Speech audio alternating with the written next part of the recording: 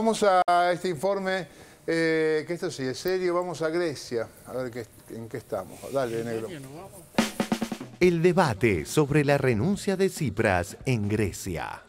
Tras el claro triunfo de Syriza en el reciente referéndum, la renuncia de hoy del primer ministro griego Alexis Tsipras pareciera indicar que desoyeron la voluntad popular y sucumbieron ante las presiones de la Troika. ¿Por qué decidió venir a América Latina? ¿Qué es lo que lo atrae de América Latina pensando en una realidad que a priori puede ser tan diferente a la de Grecia?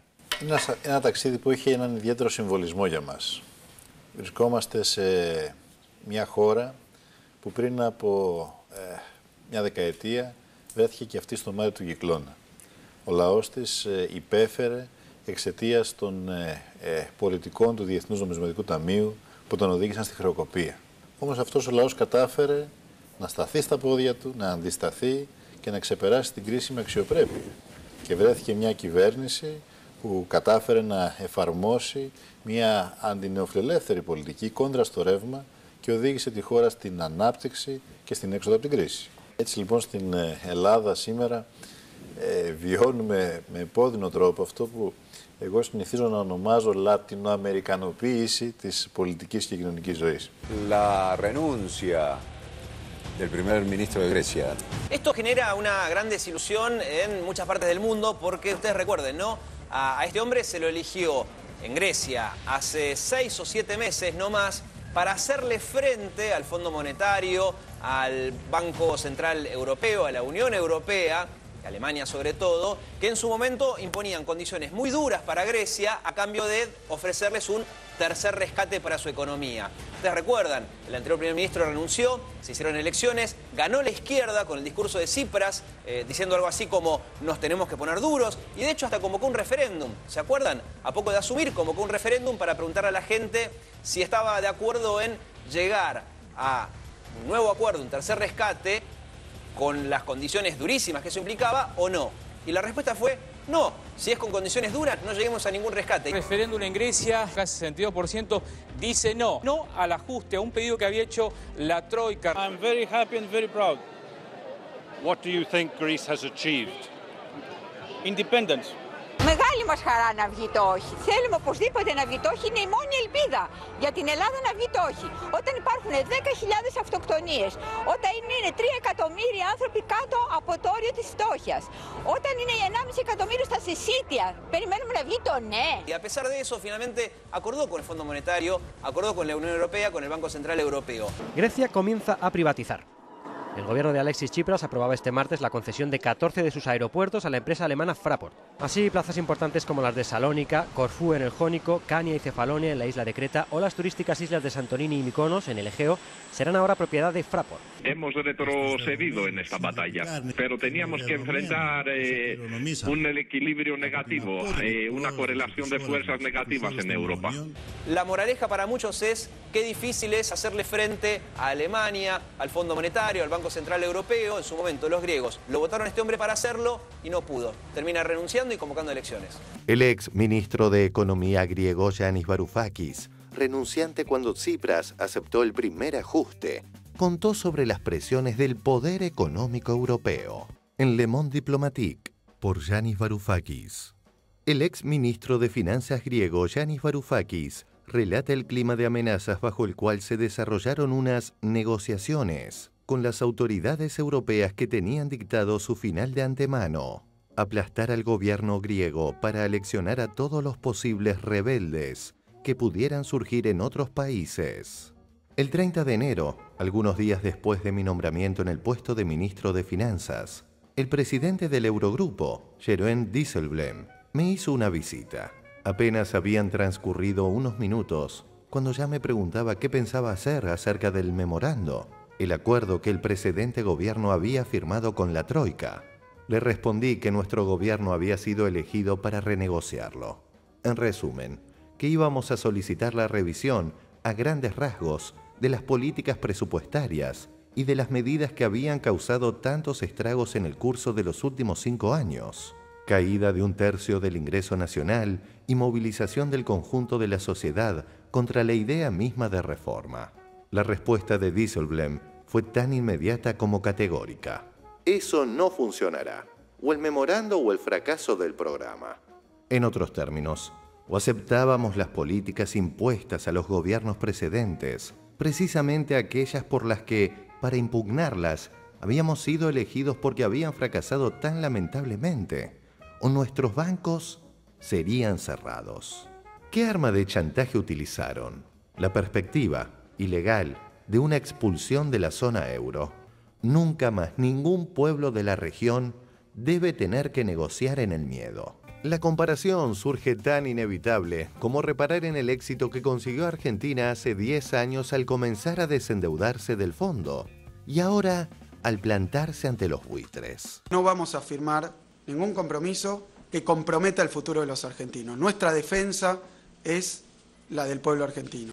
Vamos a defender también el canje que tan exitosamente hemos hecho, o sea, el 92,4% de aquellos que voluntariamente entraron y que los quieren poner en riesgo. No vamos a permitir que eso ocurra. Esta discusión ya se agotó y o pagamos al 100% o no sirve de nada haber pagado al 91%. Lo que quiere Griesa es una garantía de que van a pagar alguna vez. Que junte parte de su plata y ponga. Hay una voluntad manifiesta del gobierno de pagar.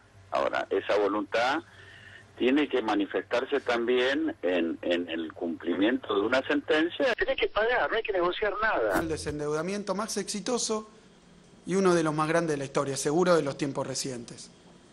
Ese es un bien de los argentinos, que no vamos a poner en riesgo. Que no nos quieran obligar a hacer algo ilegal. Que no nos quieran obligar a hacer algo que no sea equitativo con quienes entraron al canje. Que no nos quieran obligar a hacer algo que sea injusto. Y que no nos quieran obligar a hacer algo que puede poner en riesgo la sostenibilidad financiera que ha alcanzado la economía argentina. No lo vamos a permitir. La victoria conseguida ante los buitres y la simpatía de las mayorías con la postura de dignidad significó que Durán Barba ordene a Macri a modificar en 180 grados su posición. Mauricio, en el caso de que el gobierno finalmente no llegue a un acuerdo con los fondos buitre y en el caso de que vos seas presidente, ¿vos qué planteás? ¿De qué manera negociar con los fondos buitre? La mayor dureza posible.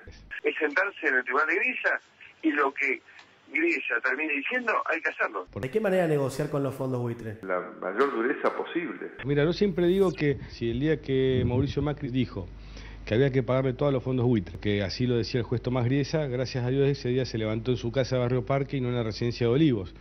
Porque si se llegaba a levantar en la residencia de Olivos, quería decir que los argentinos teníamos un gran dolor de cabeza. Más todavía cuando hace poco dijeron que iban a pelear más con los buitres que el mismo Kicillof. Mauricio haría lo mismo que dice Kicillof, que es que hay que negociar duramente con los fondos buitres. Y lo que Griesa termine diciendo, hay que hacerlo.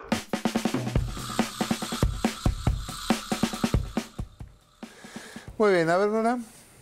Sí, me parece que, bueno, la verdad que el desenlace del gobierno de Tsipras en Grecia es una decepción, objetivamente, ¿no? En un proceso de 7 meses consumió un capital político y la verdad que puso en evidencia, al haber aceptado las condiciones de la Troika, una crisis interna dentro de Syriza que termina en esta decisión de Tsipras, que bueno, hay que ver qué pasa con esa nueva elección a la que tiene que someterse el pueblo griego en una condición, con un contexto de ajuste extremo como el que está llevando adelante Grecia, no desde en estos 7 meses, que viene arrastrando desde hace 6 años por lo menos.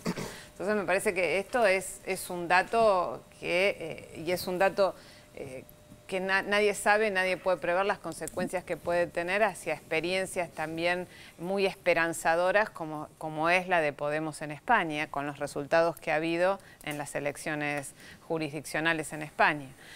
Y por otro lado, la comparación con la Argentina me parece que es cierto y es evidente que el gobierno argentino y el kirchnerismo con el proceso de reducción de deuda y de desendeudamiento externo llevó adelante y de plantarse frente a los fondos buitres una política que era absolutamente inconcebible para el establishment financiero nacional e internacional y para la lógica de estos sectores como los del PRO, que la palabra soberanía los eriza, Digamos, no entra en el software de estos sectores neoliberales la decisión soberana de un Estado por sobre los intereses financieros. Pero me parece que la situación de Grecia es otra.